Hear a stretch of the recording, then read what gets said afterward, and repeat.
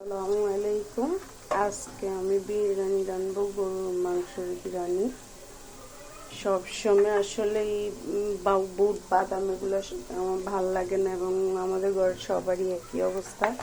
সবার বলতেছে আম্মু আজকে বিরিয়ানি করো, তাই আজকে বিরিয়ানি করছি। তো দিয়ে দিলাম পেঁয়াজ, কাঁচামরিচ। এখন দিচ্ছি আমি রসুন বাটা, দিয়ে দিব আদা বাটা,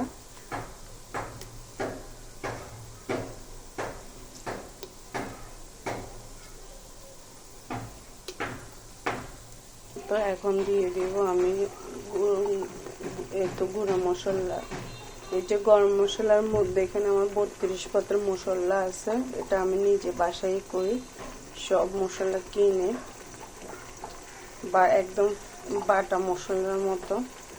এটা দিয়ে যে কোনো তরকারি এবং যে কোনো জিনিসই অনেক মজা হয়।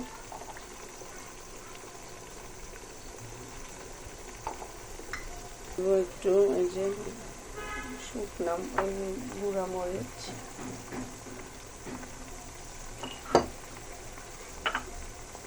এখন দিয়ে দিব আমি বাদাম বাটা। এখানে কাঠবাদাম আর কাজু বাদাম।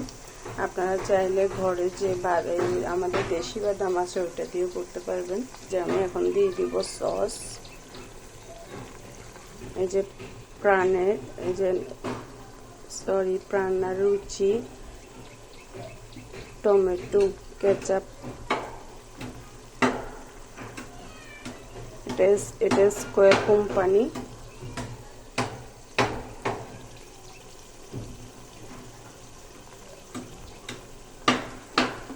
যেটা স্কোয়ার কোম্পানির রুচি টমেটো সস।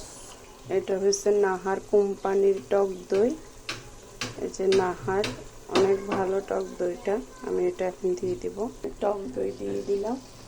আমি এখন দিয়ে দিব গোটা মশলা। আমি গোটা মশলাও ব্যবহার করি।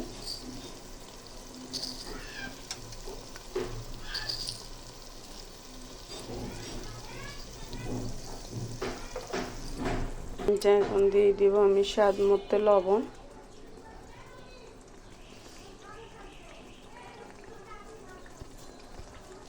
এখন আমি এগুলো একটু কষাবো।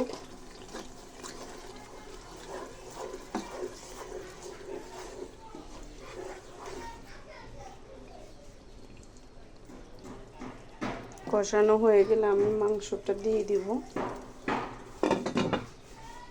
যে একটু কষানো হয়ে গেছে, এখন আমি দিয়ে দিব গরুর মাংস।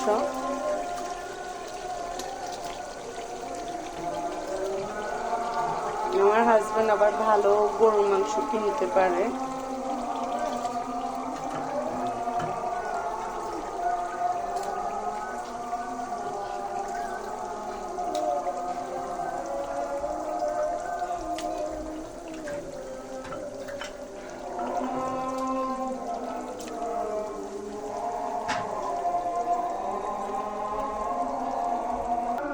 যে এখন এগুলো একটু নেড়ে চেড়ে কষাবো।